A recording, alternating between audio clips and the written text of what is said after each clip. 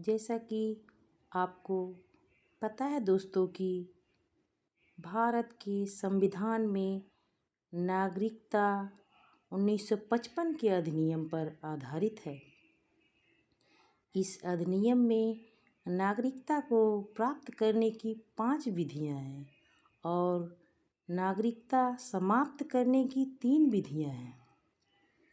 नागरिकता को प्राप्त करने की पहली विधि है जन्म के आधार पर। 1986 में संविधान लागू होने के बाद भारत में जन्म लेने वाले सभी बच्चों को नागरिकता दी जाएगी अगर उनके माता पिता भारत के नागरिक हों। हम सभी को इसी विधि द्वारा नागरिकता प्राप्त हुई है। और दूसरी विधि वंश के आधार पर 1992 में विदेश में जन्म लेने वाले बच्चों को भी नागरिकता दी जाएगी यदि उनके माता पिता दोनों में से कोई एक भारत का नागरिक हो, तब भी बच्चे को आसानी से नागरिकता प्राप्त हो जाएगी।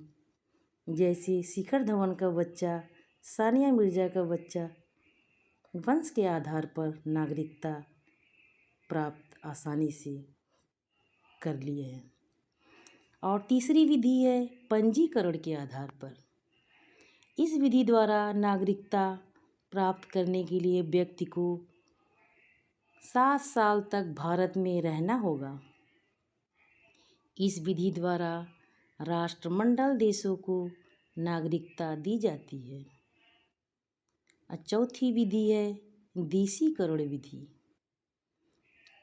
जैसा कि वैसे व्यक्ति जो भारत में कम से कम एक भाषा को जानते हों और भारत के प्रति सकारात्मक सोच रखते हों और वैज्ञानिक या कला में निपुण हों, साथ ही लगातार भारत में 12 साल तक रह रहे हों, तो उनको देशीकरण विधि द्वारा नागरिकता दी जाएगी।